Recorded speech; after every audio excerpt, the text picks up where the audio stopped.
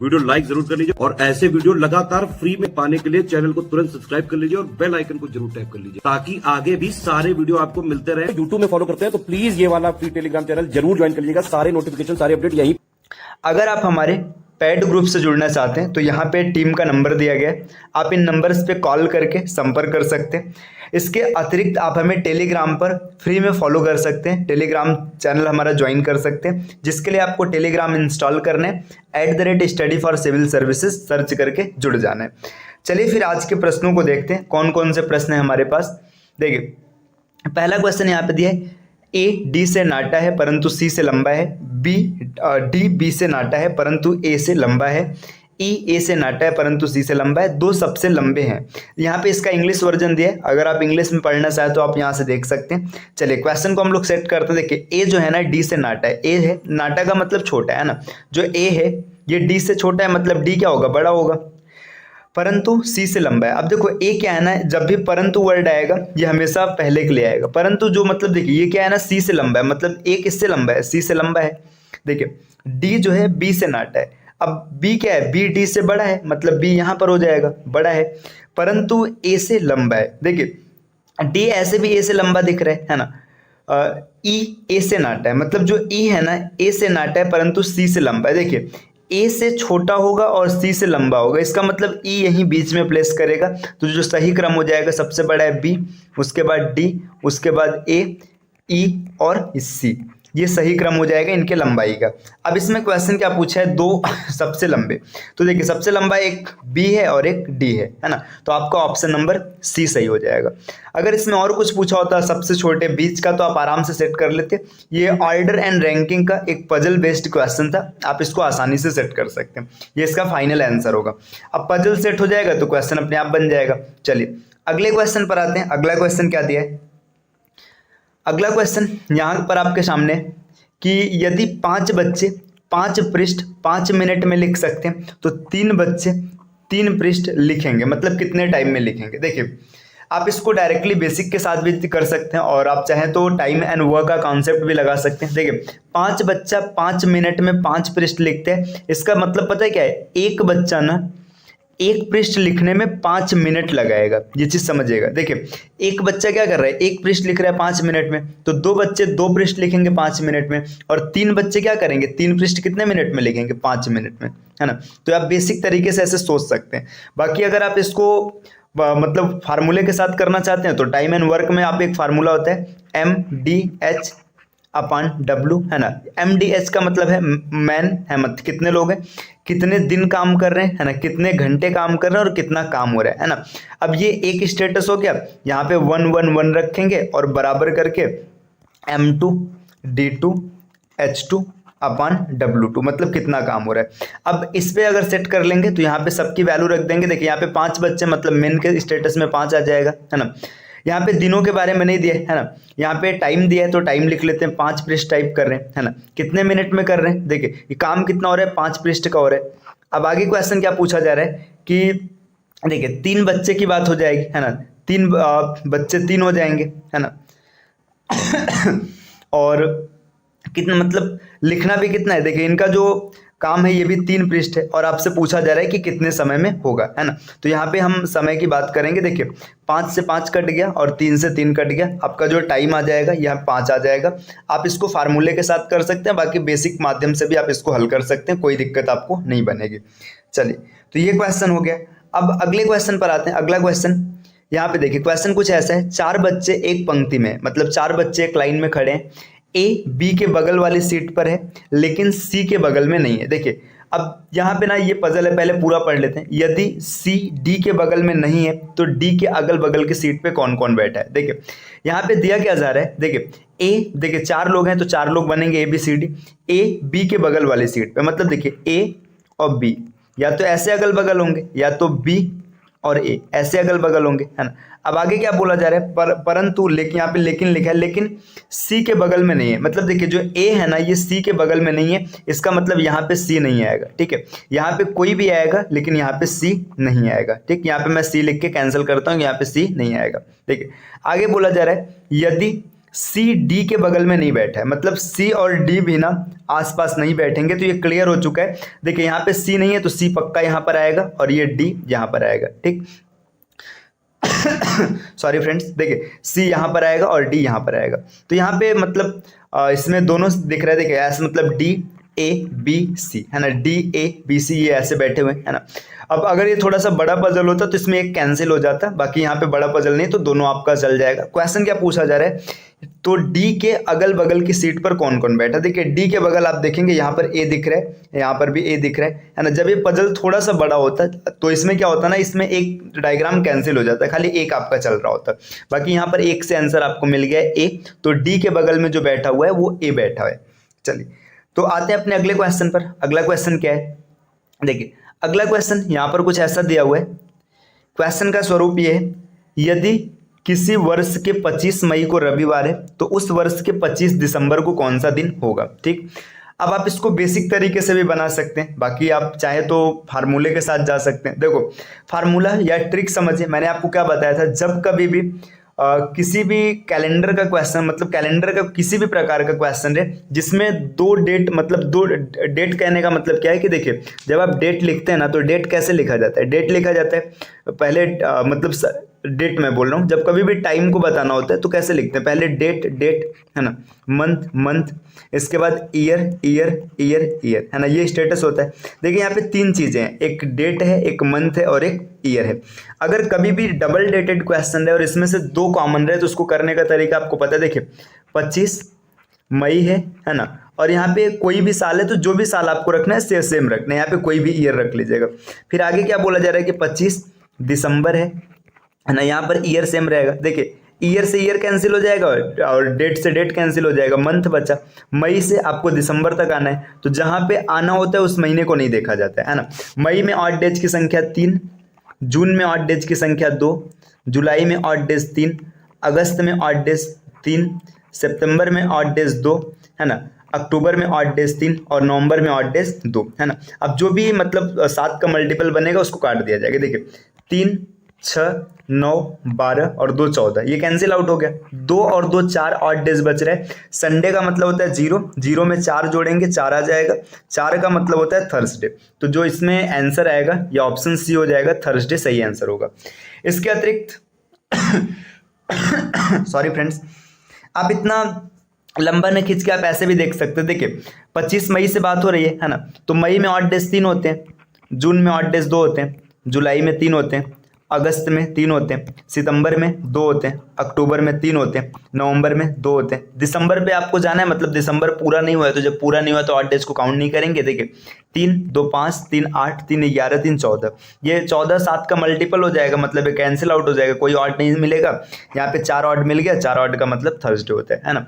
इसका तरीका क्या होता है आपको कैलेंडर के टॉपिक में विस्तार से सिखाया जाएगा। चलिए अगले क्वेश्चन पर आते हैं। अगला क्वेश्चन क्या है, देखिए क्वेश्चन नंबर 5 आपके सामने कुछ यहाँ पर ऐसा दिया हुआ है, यदि 18 फरवरी 1997 को मंगलवार था तो 18 फरवरी 2000 को कौन सा दिन होगा, मतलब ये आपको बताना है। देखिए यहाँ पे आप इसको, ये डबल डेटेड क्वेश्चन है, आप चाहे तो फार्मूले के साथ कर लो या फिर यहाँ पे आप इसको इस तरीके से भी कर सकते हो। देखिए किसी भी नॉर्मल ईयर की अगर बात करेंगे ना तो साल का फर्स्ट डे और लास्ट डे हमेशा क्या रहता है, सेम रहता है। नॉर्मल ईयर में पहला दिन और अंतिम दिन हमेशा सेम रहता है। देखिए 18 फरवरी 1997 को जब देखेंगे है ना, मंगलवार था, तो इसका मतलब समझिए 18 फरवरी से जब आप एक साल डन करेंगे ना तो आपको मिलेगा 17 फरवरी 1998 है ना, ये मिलेगा।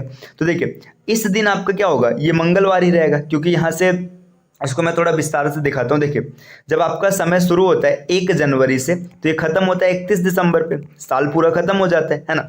इस प्रकार क्या हो जाएगा कि जब ये 18 फरवरी से स्टार्ट हुआ है, ये 18 फरवरी से स्टार्ट हुआ है, 18 फरवरी 1997 से, तो ये जो पूरा 365 दिन बीतेगा ना, ये बीत जाएगा 17 फरवरी 1998 को। तो देखिए पहला दिन आपका मंगलवार यहाँ पे दिया था, तो ये भी क्या हो जाएगा, मंगलवार हो जाएगा है ना।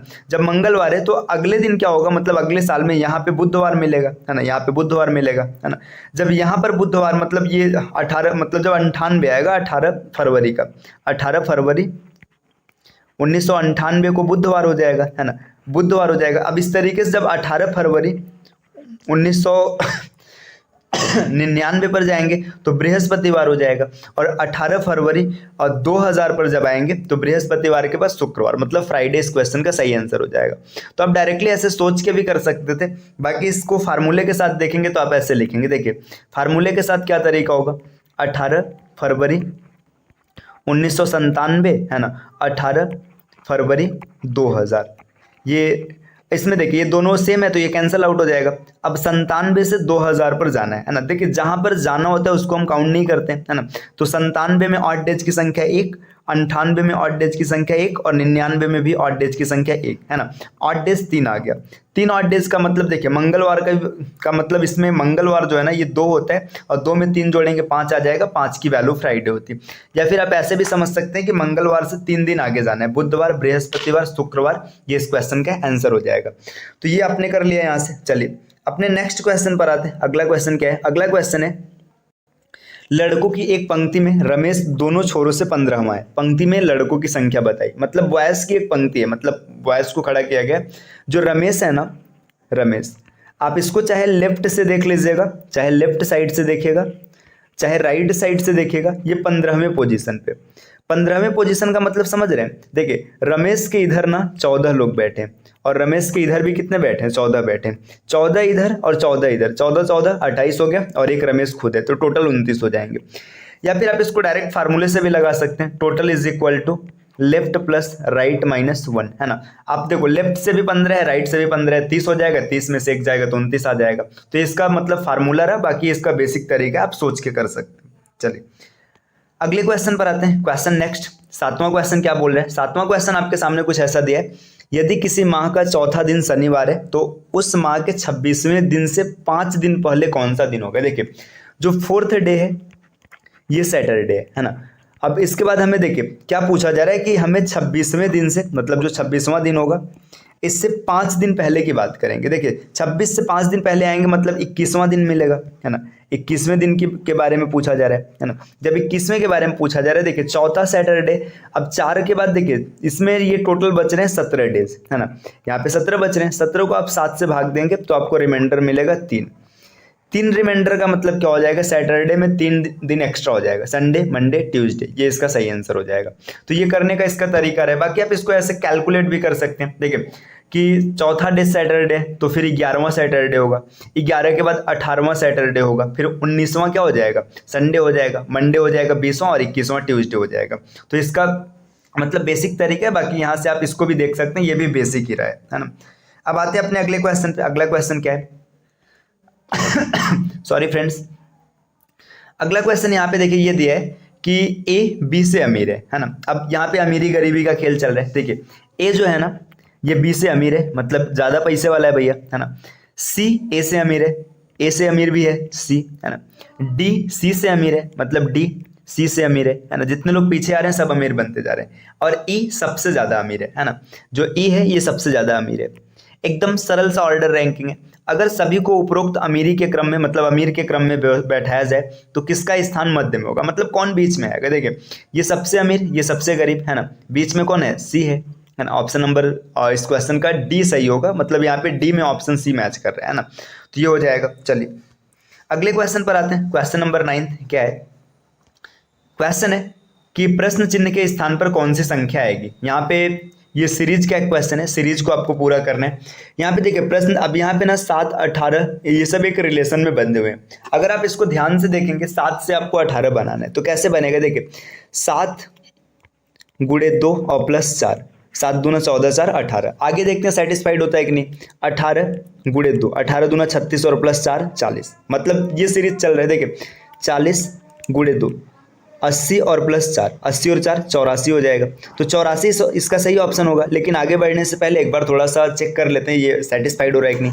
देखिए 84 गुणे 2 168, 168 और 4 172, मतलब एकदम सेटिस्फाइड है। ये इसका आंसर हो जाएगा 84, बी ऑप्शन नंबर। चलिए अगले क्वेश्चन पर आते हैं। अगला क्वेश्चन क्या होगा, क्वेश्चन नंबर 10 देखिए यहाँ पे दिया गया है। 10वां क्वेश्चन क्या बोल रहा है, निम्नलिखित में से सही विकल्प का चयन कीजिए। ये एनालॉजी का एक क्वेश्चन है, आपको समानता बताना है कि कौन किससे संबंधित। देखिए ओशियन, ओशियन मतलब महासागर है ना।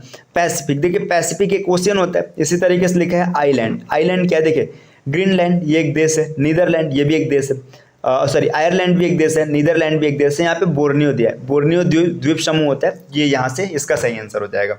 देखिए सॉरी फ्रेंड्स, जब भी एनालॉजी या क्लासिफिकेशन इन सब के क्वेश्चन आएंगे ना, तो ये इस बात पे निर्भर करता है कि आपको कितना ज़्यादा डेटा याद है। इसमें कोई भी रीजनिंग का लॉजिक या फिर और चीज़ नहीं होता, ये पूरी बात है कि आपने कितना ज़्यादा आर्टिकल पढ़ा हुआ है। जितना आपको याद रहेगा आप उतने आसानी से कर लेंगे, अदरवाइज इसमें कैलकुलेशन या फिर कुछ सोचने वाला नहीं होता है। चलिए आते हैं अपने अगले क्वेश्चन पे। अगला क्वेश्चन क्या है? अगला क्वेश्चन नंबर 11। यहाँ पे क्या बोल रहे हैं, देखिए निम्नलिखित में से कितने 4 ऐसे हैं जिनके पहले 7 है। मतलब आपको वो 4 देखना है जिनके पहले 7 है लेकिन बाद में 3 नहीं। मतलब आपको ना 4 ढूंढना है, 4 के पहले 7 तो होना चाहिए लेकिन बाद में 3 नहीं आना चाहिए। कुछ भी आ जाएगा 3 नहीं आएगा, है ना। तो चलिए हम लोग फाइंड आउट करते हैं। देखिए 4 और 7 होना चाहिए, मतलब कुल मिला जुला के ये बोला जा रहा है कि आपके सामने क्या होगा, कितने ऐसे, देखिए 7 होगा, 7 के बाद 4 होगा, लेकिन पीछे कुछ भी आ जाए चलेगा लेकिन 3 नहीं आना चाहिए। तो देखिए यहाँ पे देखिए 7 है, 7 के बाद 4 है, 1 हो गया, है ना। आगे देखते हैं, देखिए यहाँ पे पीछे 2 है, मतलब ये सही है ना। आगे बोला जा रहा है, देखिए 7 है, 4 है, यहाँ पे 6 है, दूसरा मिल गया। 7, 4 और 1, तीसरा मिल गया, है ना। 7, 4 और देखो 7 और 4 है लेकिन यहाँ पे 3 है तो इसको काउंट नहीं करेंगे, है ना। आगे देखिए 7 है, 4 है और इसके बाद 6 है। देखिए 7, 4 और 6, है ना। तो यहाँ पे देखिए 1, 2, 3 और 4 ऑप्शन हो जाएगा, मतलब 4 मिल रहा है इसमें, तो इसका ऑप्शन नंबर ए सही हो जाएगा, 4, है ना। तो ये इसका सही ऑप्शन रहेगा। चलिए आते अपने अगले क्वेश्चन पे। अगला क्वेश्चन क्या दे रखा है? अगला क्वेश्चन लास्ट क्वेश्चन है। यहाँ पे क्वेश्चन दिया है निम्नलिखित श्रृंखला में गलत संख्या ज्ञात कीजिए। देखिए सॉरी फ्रेंड्स, ये रॉन्ग नंबर सीरीज का क्वेश्चन है, रॉन्ग नंबर सीरीज। अब देखिए नंबर सीरीज के जब भी क्वेश्चन आपको करने होंगे, चाहे रॉन्ग सीरीज है चाहे मिसिंग सीरीज है, ये क्वेश्चन आपका कितना जल्दी बनेगा ये इस बात पे निर्भर करता है कि दिए गए सीक्वेंस को या दिया गया जो भी पैटर्न है आप उसको कितनी आसानी से पकड़ लेते हैं। और पैटर्न आप आसानी से पकड़ पाएँ इसके लिए सीधी सी बात है, आप जितना प्रैक्टिस करेंगे उतने आसानी से पकड़ लेंगे। देखिए यहाँ पे अगर आप देखेंगे 7 से मल्टीप्लाई का अगर फैक्टर देखेंगे, 7 चौका 28 है, लेकिन यहाँ पे फॉलो नहीं हो रहा है, मल्टीप्लाई कैंसिल हो जाएगा। अगर आप डिफरेंस का फैक्टर निकालेंगे तो डिफरेंस डबल या ट्रिपल जा सकते हैं, लेकिन यहाँ पे हमें ना एक इसका मतलब डायरेक्ट सीक्वेंस दिख रहा है। देखिए आप अगर देखेंगे 7 क्या होता है, 2 के क्यूब के आसपास है, 2 का क्यूब -1 7 होता है, ठीक है, सेटिस्फाइड है। आगे चेक कर लेते हैं, देखिए 28 की बात करेंगे, 28 क्या होता है, 28 होता है, देखिए 3 का क्यूब मतलब 27 और +1 ये 28 हो जाएगा, ठीक है, यहाँ भी सही है। देखिए अभी एक सीक्वेंस माइनस प्लस का चल रहा है, आगे देखते हैं। देखिए 63 को देखेंगे, देखिए 4 का क्यूब -1, 64 में से 1 गया, 63 सही है ना। 124 को देखेंगे, 5 का क्यूब -1 बराबर 124। 215 की बात करेंगे, देखिए 6 का क्यूब 216 होता है, 1 गया कितना आ जाएगा 215, है ना। 7 का क्यूब 343 होता है, 1 गया तो फिर 342। इस तरीके से 8 का क्यूब 512 होता है, 512 में से 1 गया तो फिर 511। अब आप ध्यान से देखिएगा, है ना, यहाँ पर भी क्यूब के बाद माइनस है, यहाँ पर भी माइनस है, यहाँ पर भी माइनस है, हर जगह माइनस है, खाली एक जगह प्लस है। ये जो 28 है ना, यही आपका गलत है, तो इसमें ऑप्शन नंबर बी सही हो जाएगा। 20 क्वेश्चन का गलत मतलब गलत सीरीज में दिया गया, मतलब इसका सही आंसर बनेगा। तो अगर आप इसी प्रकार तैयारी करना चाहते हैं तो हमारी टीम के पेड कोर्सेज से जुड़ने के लिए इन नंबर्स पे आप संपर्क कर सकते हैं। इसके अतिरिक्त प्ले स्टोर से स्टडी फॉर सिविल सर्विसेज का एप्लीकेशन जरूर इंस्टॉल कीजिएगा और हमारे चैनल CSAT प्रिपरेशन को सब्सक्राइब कीजिएगा। वीडियो अगर आपको पसंद आया तो लाइक कीजिएगा और अपने फ्रेंड्स के साथ शेयर कीजिएगा। चलिए फिर मिलते हैं आपसे अगले क्लास में कुछ नए कॉन्सेप्ट के साथ। तब तक के लिए take care, bye bye and thank you.